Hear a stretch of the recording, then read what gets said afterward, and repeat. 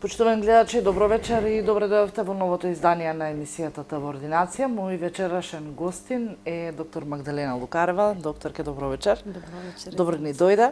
Благодарам. Вечер вас зборуваме за една интересна тема. Се надевам дека покрај женската популација ќе привлечеме внимание кај машката популација, бидејќи естетскиот дел на човековото тело станува се поинтересен момент за кој што ние повеќе се грижиме, ќе зборуваме за старењето на кожата. Точно. Процес нормален во животот, но кажете ми што всушност представува овој процес? Кога почнува овој процес и кога станува се повидлив? Така. Значи, кожата представува најголем орган на човечкото тело и поради тоа постојано е под директно влијание на факторите кои што се во околината. И нормално, како и сите други органи во човечкото тело, така и кожата е подложна на старење. И тоа го означуваме како природно или хроно старење на кожата. Меѓутоа, се по-актуелно и по-често и повидливо е и старењето на кожата, кое се означува како фотостарење, односно старење предизвикано под дејство на сонце. И се појавува почесто кај оние луѓе кои што подолг период од својот живот биле подолго време или хронично изложени на дејството на сончевите зраци.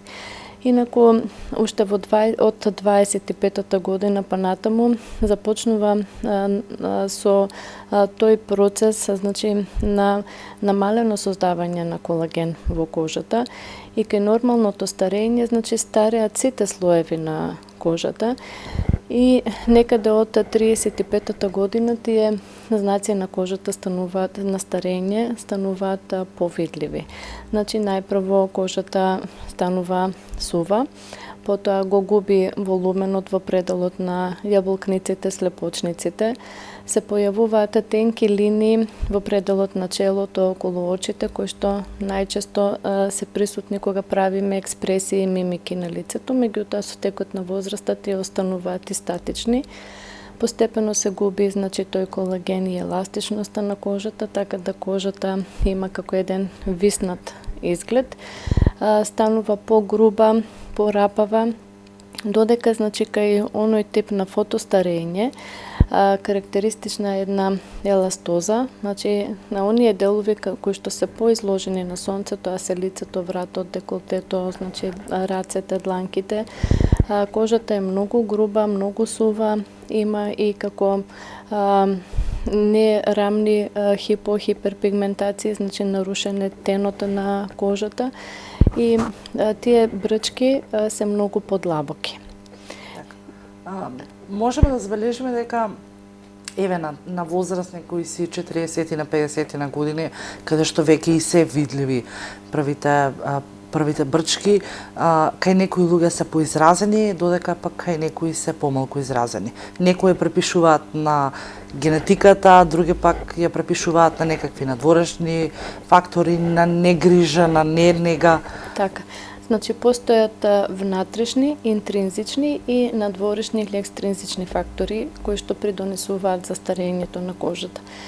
Оние внатрешни фактори се всушност генетиката, значи генетскиот фактор, потоа хормоните. Знаеме дека кај жените хормоните трпат промени, додека надворешните фактори на прво место се сонцето, значи колку ние во текот на животот сме се изложувале на прекомерно влијание на сончевите зраци. Овде спаѓа исто и пушењето цигари, значи луѓето докажано кои што пушат премногу цигари, значи имаат побрзо старење на кожата и кај нив знаците на старење се појавуваат многу порано. Внесот на алкохол исто придонесува неизбалансираната диета, како и нарушениот сон, значи нездравиот начин на живот. Сето тоа влијае на старењето, како и загаденоста на водата, а секако и неправилната грижа на кожата. Значи, постојат повеќе фактори на кои што не превентивно треба во текот на нашиот живот да делуваме, за да имаме се поздрав изглед на кожата и во нашите 70 и 80 години од животот, бидејќи животниот век се зголемува. Така. Спомнавте дека кожата е најголемиот орган.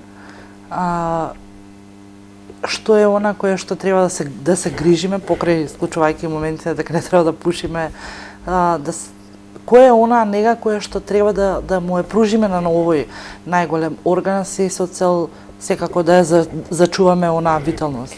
Точно, значи најбитно е да имаме добра превенција. Тоа значи да нанесуваме креми со заштитен фактор кои што содржат и хемиски и физички фактори на заштита од сонцето. Секако, значи, тие креми се нанесуваат во периодот кога е најтопло, значи во летниот период, меѓутоа луѓето кои што имаат таква професија да бидат изложени и во текот на целата година на сонце, значи треба да се мачкаат, да аплицираат кремови и во зимскиот период. Тоа малку за нас е нели невообичаено, меѓутоа сепак е потребно. Најдобро е, значи, да се чисти кожата, значи женскиот пол применува повеќе шминка, значи да се чисти кожата, да се мие соодветно, на соодветен начин да се отстранува таа шминка, да се нанесуваат повеќе креми кои што се хидратантни, да се избегнуваат средства кои што предизвикуваат иритација на кожата, значи кои што предизвикуваат црвенило или печење, се со цел кожата да биде помалку иритирана и да трпи воспаление. Така, но сепак процесот на старењето на кожата, колку и да препишуваме на генеза или на надворешни влијанија, сепак таа старе. Што е она кое што ни го дава за право да кажеме дека можеме да ја третираме? Третманот на кожата. Се повеќе, значи, постојат многу козметички и естетски третмани кои што се вклучени во подмладување или антиејџинг на кожата и тие се популарни. И така да еден од третманите кои што ги имаме и ние кај нас, тоа е хемискиот пилинг, значи исто така мезотерапијата, PRP, односно третманот со плазма богата со тромбоцити. Би ги спомнала, значи, и третманите со ласери, со радиофреквенција, значи, за зависност од типот на кожата, од индикацијата и се она што сакаме да го постигнеме, значи, кај пациентите, има разни видови на третмани. Така, спомнавте неколку. Кои најчесто ги преминува овие терапии и какви терапии се всушност тие? Вака, значи, хемиските пилинзи представуваат раствори од хемиски киселини и всушност тие се аплицираат на кожата и со нив се добива отстранување на површинскиот, оној, значи, оштетен слој на кожата и целта е да се поттикне обновување на кожата, значи регенерација. Тоа се во зависност од концентрацијата пилинзи кои што можат да се поделат на површински, среден и на длабок пилинг. Површинските се алфа-хидроксикиселини, тоа се овошни киселини кои што се например од типот на гликолична, лактатна, цитрична, фитична и тие површински пилинзи можат да се користат, значи, и кај помлади пациенти, се користат во третманот на акни, во третманот, значи, на отстранување и облажување на лузни од акни, потоа изедначување на тенот за поттикнување на обновување на кожата, значи исполнување на тие некои фини брчки кои што се појавуваат на лицето и овие третмани не предизвикуваат лупење. Така да, значи, се викаат after work или помеѓу пауза, третмани кои што можат пациентите да го направат и слободно да отидат на работа со соодветна заштита за сонце и со соодветна понатамошна нега. Имаат добар ефект, се повторуваат на 7 дена, значи потребно е да се направат околу 4 третмани во месецот, а потоа, значи, со договор со пациентот што сакаме да постигнуваме, се договараме за третманите.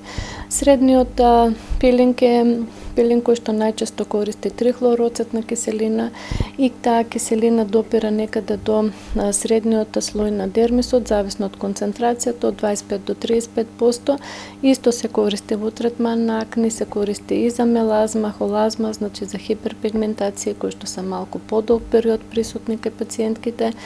Се користи исто така за антиејџинг, има многу добар ефект, меѓутоа, значи, се применува во периодот, например, од октомври па се до почетокот на април до крајот на март, значи кога нема сонце и тој пилинг прави лупење, така да некаде околу 4-5 ден пациентите се лупат, тоа им е нагласено, кажано, објаснено за да бидат подготвени. Значи да не бидат изненадени и е потребна соодветна нега. Додека длабоките пилинзи користат најчесто фенол, се прават во посоодветни услови од страна на добро обучени дерматолози, бидејќи бараат и понатаму и соодветна грижа после самиот пилинг. И тоа се длабоки пилинзи кај пациенти кои што сакаме да постигнеме и поголемо обновување, значи кај повозрасни пациенти. Така, секако и тие даваат добри резултати. Да. Што е со оние другите третмани кои што ги видиме? Исто така поактуелен е третман мезотерапијата. Самиот збор мезотерапија значи мезосреден дел од кожата и терапија значи нешто што се внесува за лекување. Инаку мезотерапијата за прв пат е откриена 1952 година и од тогаш има се почеста и почеста употреба. Инаку со игла се аплицираат значи во средниот дел на кожата лекови кои што можат да бидат од растително потекло или медицински препарати. Најчесто значи се вбризгува хиалуронска киселина, се вбризгуваат антиоксиданси, се вбризгуваат витамини и сите тие имаат за цел да го поттикнат создавањето на колаген, да ја стимулираат активноста на клетката, да се ослободи кожата од тие слободни радикали кои што се имаат наталожено под дејство на сонцето, на загадениот воздух и значи да добие пациентот еден помлад и посвеж изглед. Мезотерапијата покрај тоа што се користи за антиејџинг, значи се користи и за липолиза, значи за отстранување на целулитот, за намалување на вишокот на килограми на одредени делови од телото, значи не само на лицето, туку и на вратот, на рацете, на нозете, на стомакот и дава доста добри резултати во зависност од тоа какви коктели, односно какви препарати ќе се користат. Како мезотерапија и PRP методата, значи тоа подразбира плазма богата со тромбоцити. Значи третманот вклучува собствена крв од пациентот, значи се вади венска крв, се центрифугира и плазмата која што е најбогата со тромбоцити се аплицира во оние делови каде што сакаме да добиеме ефект. Значи, тоа може лице, врата, деколте. Самата плазма и тромбоцитите ослободуваат значи фактори на раст и тие го стимулираат создавањето на колагенот, ја подобруваат еластичноста на кожата, а исто добар ефект има PRP-то и кога се аплицира на коса, значи на глава за лекување на алопецијата. Радиофреквенцијата и ласерите се посебни значи процедури кои што се помалку зависност од тоа кој тип ќе се користи, се малку и поинвазивни и бараат и соодветна после процедурална заштита и нега. Така, многу често поготово женската популација на своја рака земаат козметики кои што неретко носат и дополнителни проблеми од дополнително уништување на кожата. Што е она кое што треба да внимаваат? Вака, јас би препорачала на сите оние кои што сакаат сами да се купат, значи да не купуваат кремови или козметика која што е за широка намена, значи за широка популација, бидејќи не секогаш тоа што е напишано го содржа тоа, значи што го има внатре. Најдобро е да се купува значи она медицинска козметика. Значи секако е малку поскапа, меѓутоа тоа што е со поголема концентрација, значи и со тоа што и е потребна на таа кожа. Значи ако е за чувствителна, да биде медицинска козметика за чувствителна кожа, за кожа склона на акне, склона на црвенило. Значи, но сепак е најдобро претходно да се направи консултација со дерматолог, бидејќи многу од тие субстанции прават фотосензибилизација, значи имаат дејство со сонцето. Многу од кремовите знаат да прават и влошување на акни, да прават екзем, односно да направат алергиска реакција, затоа сепак е најдобро да се консултира лекар, односно дерматолог. Така, што е она кое што е клучот за здравата и чиста кожа? Најпрво, значи, да се чуваме од сонцето, да се оние кои што пушат цигари, нели, многу е лесно да се каже да прекинат со пушењето, меѓутоа да бидат упорни и да го истрајни во тоа, да има една избалансирана исхрана, богата со протеини, јаглехидрати, значи умерено масти и секако витамини и минерали, да се пие доволно течности, односно вода, и да се користат кремови кои што се хидратантни, медицински и за соодветниот тип на кожа. Така.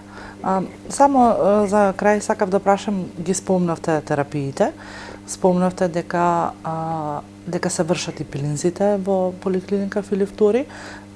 Овдека застанува или пак работите и на други методи? Да, значи се работат хемиските пилинзи, мезотерапијата, PRP и понатаму, значи, во најава и да се прават и другите естетски и козметички третмани. Меѓутоа тоа понатаму. Така. Сепак, доколку некој реши Да. нормално соодветно да ја третира својата кожа, а не знаел дека, еве и вклучително и јас, дека ги правите другите терапии покрај оние кои што секако ги имавме снимано. Слободно можат да дојдат на консултација, да се направи еден консултативен преглед и понатаму ќе одлучиме што е најдобро за да се направи како третман за соодветниот тип на кожа. Доктор Кајс, благодарам многу.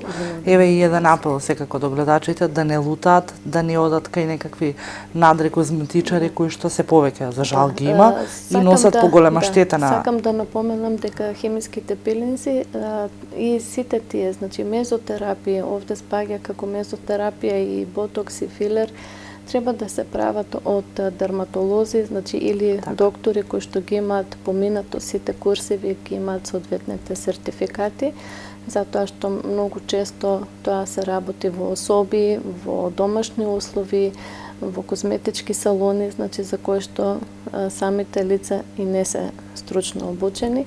Не значи дека некој ако помине курс од 2 дена, значи ги знае да ги лекува и последиците кои што можат да настанат од самата процедура. Затоа е најдобро за пациентите да се најпрво консултираат како е, што е, значи кои се тие курсеви, каде се завршени, колку време, сепак се работи за лице кој што може, значи ако не се правилно направат, да има значајни последици. Да. Благодарам уште еднаш, докторка. Се гледаме во некое народно издание на емисиите на Табординација. А вам, почитувани гледачи, ви благодарам што и вечерва бевте заедно со нас. Се гледаме наредната недела.